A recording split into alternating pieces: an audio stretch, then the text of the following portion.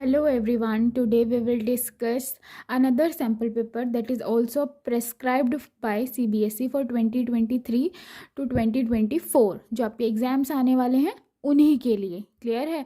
But difference ये है कि ये किसके लिए है? बेसिक मैथ्स के लिए, जैसे कि हमने मेंशन भी किया है। अब फर्स्ट क्वेश्चन देखेंगे। If two positive integers A and B are written as, A और बी हमें क्या गिवन है? दो इंटीजर गिवन है, वैल्यूज़ गिवन है। ए की गिवन है हमारे एक्स क्यूब वाई स्क्वायर और बी की वैल्यू है एक्स वाई क्यूब। तो हमें क्या फाइंड करना है इसमें? H C F of A B. तो ए बी का एच सी एफ फाइंड करने के लिए हम क्या लेते हैं? स्मॉलेस्ट पावर, क्योंकि दोनों में क्या लेना है? कॉमन।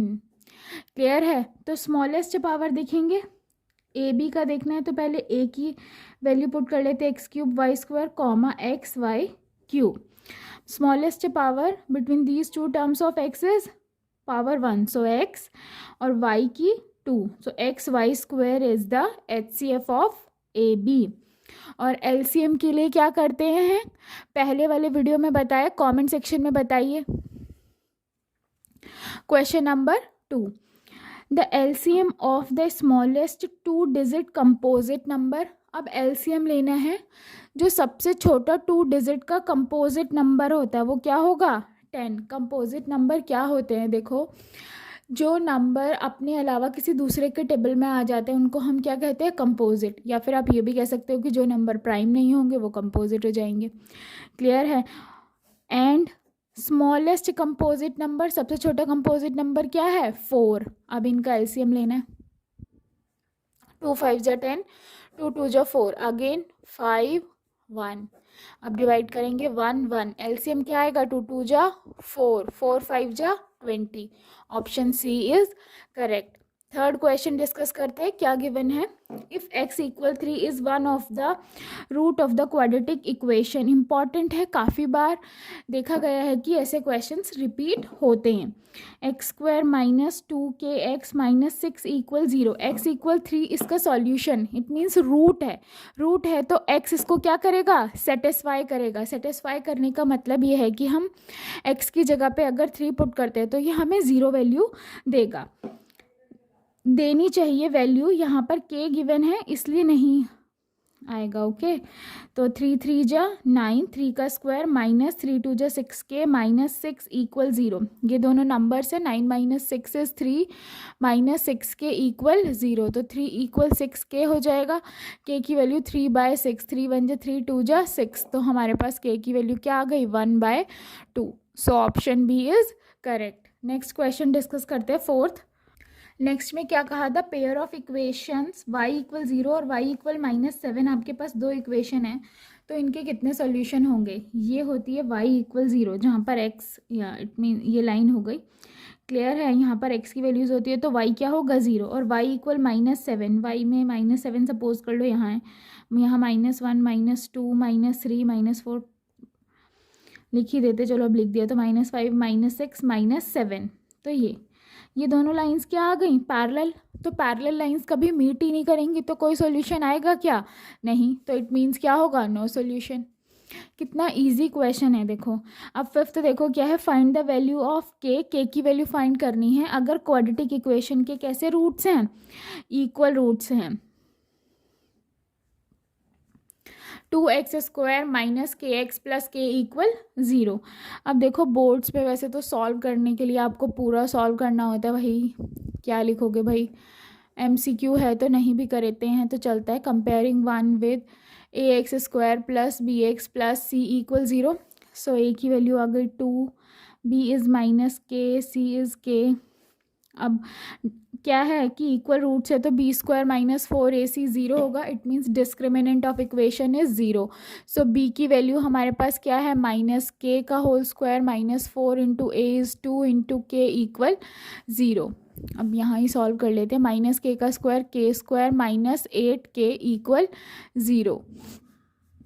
k कॉमन आ जाएगा, this is k -8 equal 0। So we get the values of k। एक तो k इक्वल 0 आ गया और k -8 को 0 करोगे तो k इक्वल 8। इसको अलग ज़ीरो करना है और इसको अलग, तो हमारे पास के की कितनी वैल्यूज़ आ गई, 2, 0 and 8, so option D is correct. Clear है। अब क्वेश्चन नंबर 6 देखेंगे। देखो इस क्वेश्चन में ये मत कर लेना कि भाई के से के कैंसिल हो गए तो सीधे एक वैल्यू आ गई, 8 ओनली ऑप्शन भी दे रखा है उसने, तो ध्यान से करना है। 6 देखो क्या है, the distance of the point 3,5 from the x axis is के यूनिट्स। तो आपको फाइंड करनी है के की वैल्यू। तो सबसे पहले ड्रॉ कर लेते हैं, 3,5 सपोज कर लो यहाँ है। क्लियर है। सो ये एक्स एक्सिस है हमारा, यहाँ से 3 यूनिट्स है और वाई एक्सिस से कितना 5 यूनिट्स डिस्टेंस पे, ये हमारा पॉइंट हो गया। अब उसने क्या कहा कि कोई भी पॉइंट एक्स एक्सिस से कितना डिस्टेंस पे है के, ये 3,5, ये हमारी एक्स एक्सिस है, इससे कितना डिस्टेंस पे ये वाला पॉइंट 5 डिस्टेंस पे, इट मीन्स कितना डिस्टेंस हो गया 5 units. So option C is correct. यही के है ना, उसने के कह रखा था, यहाँ हमारा 5 आ रहा है। तो क्लियर है, ये भी इम्पॉर्टेंट है, काफ़ी बार रिपीटेड है। और इक्वल रूट्स का भी क्वेश्चन आने के चांसेस रहते ही हैं, तो आप कहिए ये भी इम्पॉर्टेंट रहेगा। अब 7th क्वेश्चन देखते हैं। If in triangle A B C and P Q R, हमें ये गिवन है। देखो हमें पता है कि साइड्स क्या होनी चाहिए, सेम रेशियो में आती हैं, तो हम इससे देख लेते हैं। यहाँ first P Q upon C ए, ऑप्शन से देख लेंगे, पी क्यू अपॉन सी ए ये बन रहा है हमारे पास। फिर लास्ट के दो Q R upon A B, सिर्फ Q R upon A B ये भी आ रहा है, P R upon C B, P R upon C B. तो इट मीन्स क्या है, ऑप्शन ए ही करेक्ट है। अगर आप देखो बी से चेक करते हो तो नहीं आएगा, P Q upon A B, P Q upon C A है ना, वही हम उल्टा पढ़ रहे हैं। अगर ऐसे पढ़ोगे तो A B upon P Q, but यहाँ C A upon P Q, तो पहली कंडीशन सेटिस्फाई नहीं हो रही। क्लियर है। बट फर्स्ट वाले पार्ट से सारी कंडीशन सेटिस्फाई हो रही थी, इसलिए करेक्ट है।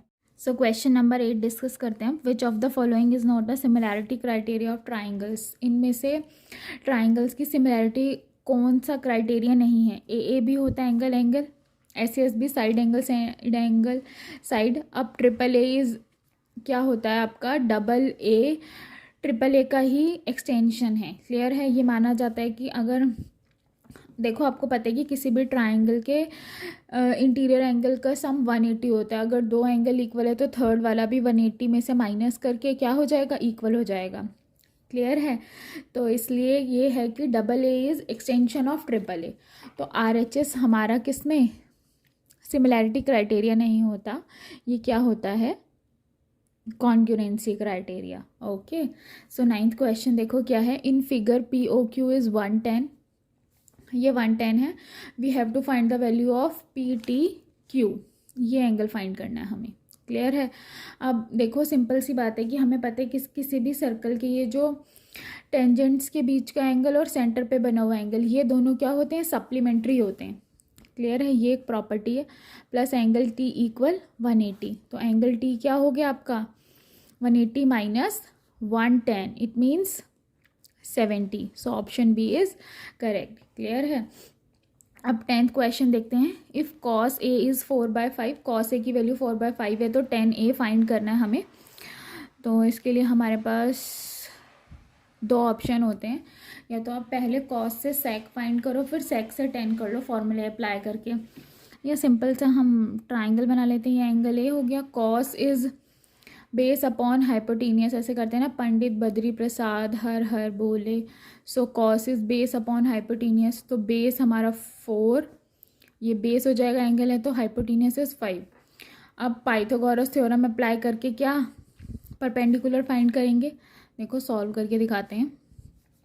ए बी सी में ये एंगल है, ये hypotenuse, A C square is equal base is B C, और ये हमारा परपेंडिकुलर क्या हो गया, ए बी स्क्वायर। ये हमें फाइंड करना है। ए सी इज़ 5 का स्क्वायर, बी सी कितना है हमारे पास 4 का square plus A B square, ये हो गया 25 minus 16 equal A B square. 5 का स्क्वायर 25, 4 का स्क्वायर 16, 4 4 जा 16, लेफ्ट में लेके आए minus 25 minus 16 9 A B square. अब ए बी फाइंड करने के लिए क्या करेंगे, 9 का रूट ले लेंगे, तो 9 का रूट इज़ 3, तो इसलिए ये 3 आ गया। अब हमें 10a फाइंड करना है। 10 इज़ परपेंडिकुलर अपॉन बेस, ये एंगल के सामने वाला परपेंडिकुलर 3 और बेस कौन सा 4, so 3/4, option B is correct. Now let's discuss question number 11. If the height of the tower is equal to length of its shadow, ये सपोज कर लो height है और ये इसकी शेडो हो गई. क्लियर है, ये दोनों क्या है इक्वल हैं, तो ये एच है तो ये भी एच ही होगा, कंसिडर कर लिया क्योंकि दोनों इक्वल हैं. क्लियर है. Then the angle of elevation with sun, यहाँ सन होगा तो इसका एंगल ऑफ एलिवेशन यहाँ से बनेगा, इसको क्या ले लेते हैं थीटा, पर थीटा के जस्ट सामने परपेंडिकुलर और ये बेस, तो क्या अप्लाई करोगे tan theta that is perpendicular upon base, H से एच कैंसिल 1. अब यहाँ 10 में 1 किसकी वैल्यू होती है 45 की, तो tan 45, so theta is, compare कर देंगे तो थीटा क्या आ गया 45, so option B is correct. अब ये तो आपको पता ही है फॉर्मूला होता है 1 minus cos square is sine square है, सो 12 हो गया. अब 13 देखो क्या है. The radius of circle is same as side of square. Clear है. Then parameters are in the ratio.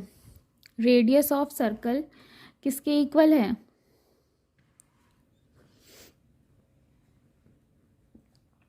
Equal to the side of square. Square की side A, radius of circle R, इन दोनों के पैरामीटर का ratio find करना है, तो parameter of circle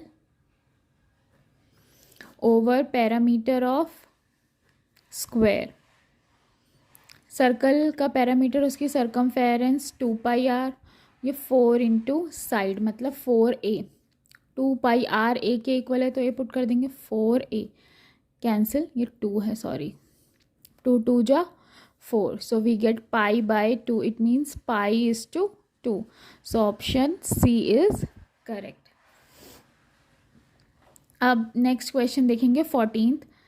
इसमें आपको क्या गिवन है, the area of circle is 154, then radius of circle is, हमें क्या करना है सर्कल का रेडियस फाइंड करना है. क्लियर है. So area of circle πr square किसके इक्वल है 154 के, तो पाई की वैल्यू पुट करेंगे 22/7 multiply R square equal 154. 7 upon में तो मल्टीप्लाई में चला जाएगा, 22 मल्टीप्लाई में है तो कहाँ आ जाएगा डिवाइड में, वो 154 मल्टीप्लाई 7/22. अब डिवाइड करो, 11 2 11 जा 22, 2 7 जा 14 और 2 7 जा 14 एंड देन 11 7 जा 77, तो 7 और 7 बचे, 7 7 जा 49.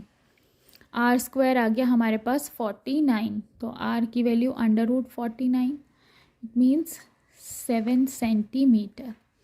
Option A is correct. अब 15th डिस्कस करते हैं. Question number 15 is when a dice is throne, अगर किसी डाइस को हम एक बार ही थ्रो करते हैं तो टोटल पॉसिबिलिटी क्या क्या आ सकती हैं 1 2 3 4 5 6. लूडो वाला डाइस है तो probability of getting an even number less than 4 से छोटे इवन नंबर, सिर्फ एक ही नंबर है 2. अब देखो टोटल आउटकम कितने हैं हमारे पास 6 और फेवर में कितने आ रहे हैं 4 से छोटा इवन नंबर सिर्फ 2, एक ही है तो 1. सो प्रोबेबिलिटी क्या होती है हमारे पास favourable outcome upon total outcome. Favourable is 1 और टोटल इज 6, तो 1/6. ठीक है. अब डिस्कस करते हैं question number 16. For the following distribution given है, lower limit of modal class. Mode find करना तो सबसे इजी है. अब मोड फाइंड करने के लिए क्या देखते हैं, फ्रीक्वेंसी में सबसे हाईएस्ट नंबर ये रहा 20, यही हो गई मॉडल क्लास. क्लियर है.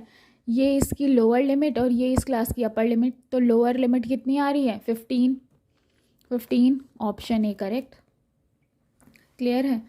अब नेक्स्ट क्वेश्चन देखते हैं. A rectangular sheet of paper, एक रेक्टेंगुलर शीट का पेपर है 40 × 22 centimetre is rolled to form a cylinder of height 40 centimetre.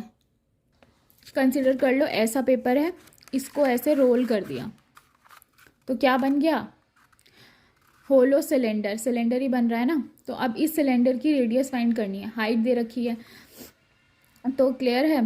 तो अब क्या करोगे, उसी एरिया से बना है तो दोनों के एरिया क्या कर देंगे, equal. Area of sheet of paper length into breadth, और यहाँ पर कर्व्ड सरफेस एरिया होगा 2πr/h, 40 इंटू 22, पाई की वैल्यू 22/7 मल्टीप्लाई आर हमें फाइंड करना है और एच क्या है 40। सॉल्व कर लेते हैं, ये 7 मल्टीप्लाई में चला जाएगा और ये जो मल्टीप्लाई में ये सब डिवाइड में 2 मल्टीप्लाई 22 मल्टीप्लाई 40 इक्वल आर। 40 से 40 कैंसिल, 22 से 22, 7/2 it means 3.5 centimetre. Option A clear है। नेक्स्ट डिस्कस करते हैं question number 18। Consider the following frequency distribution. एक फ्रीक्वेंसी डिस्ट्रीब्यूशन दे रखा है, इसकी मीडियन क्लास निकालनी है, उसके लिए क्यूमुलेटिव फ्रीक्वेंसी होनी चाहिए, जो कैसे आएगी ऐड कर करके, तो हम यहीं फाइंड कर लेते हैं, अलग से टेबल क्या ही बनाना हो रहा है। तो रहेगा 12, अब इन दोनों को ऐड करोगे 12 + 10 22, 22 + 15 कर दो 37, तीनों को ऐड करना होता है तो हम यहीं ऐड करते जाते हैं। 37 में 8 ऐड करेंगे तो 45, 45 में 11 ऐड करेंगे तो 56। इसके बाद क्लास सेलेक्ट करने के लिए इस n/2, n क्या होता है टोटल इनका सम, टोटल सम इसके बिल्कुल इक्वल होता है, तो ये कितना हो गया 56, 56/2 डिवाइड करेंगे तो आएगा 28 आ गया हमारे पास। अब देखो 28 कहाँ किसके अराउंड आएगा, 22 छोटा है तो ये हमारी क्लास हो जाएगी, ये क्या हो गई मीडियन क्लास। सो हमें मीडियन क्लास ही करनी है, 12 to 18 option B correct. Clear है। अब आता है क्वेश्चन नंबर 19। देखो इसमें क्या गिवन है, असर्शन रीजन है।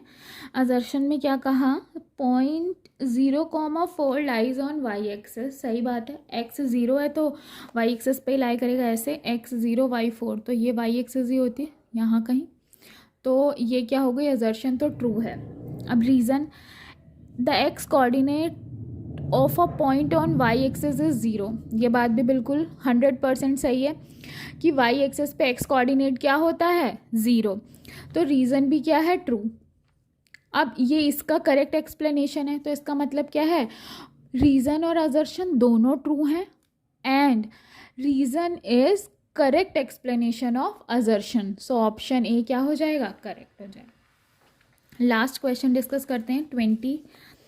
The HCF of 2 numbers is 5, 2 number का HCF 5 है और प्रोडक्ट 150 और LCM क्या होगा 40। अब हमें पता है कि प्रोडक्ट ऑफ 2 नंबर्स किसके इक्वल होता है, HCF मल्टीप्लाई LCM। अब यहाँ प्रोडक्ट कितना दे रखा है हमें, देखो क्वेश्चन में product is 150, HCF LCM, HCF कितना गिवन है 5 और LCM कितना है 40। अब मल्टीप्लाई करो, 5 4 जो 20, 200, दोनों साइड इक्वल ही नहीं आ रही, मतलब असर्शन तो है गलत। अब reason, for any 2 positive integers, किसी भी 2 पॉजिटिव इंटीजर्स के लिए HCF multiply LCM, A multiply B, मतलब प्रोडक्ट ये इक्वल है, सही बात है। रीज़न तो मतलब सही है लेकिन असर्शन क्या है गलत, इसका मतलब क्या है असर्शन, ए का मतलब assertion is false but reason is true, तो ऑप्शन डी करेक्ट हो जाएगा। इसी के साथ हमारा सेक्शन ए कंप्लीट होता है। सेक्शन बी के लिए चैनल को लाइक सब्सक्राइब एंड शेयर करें। बाय।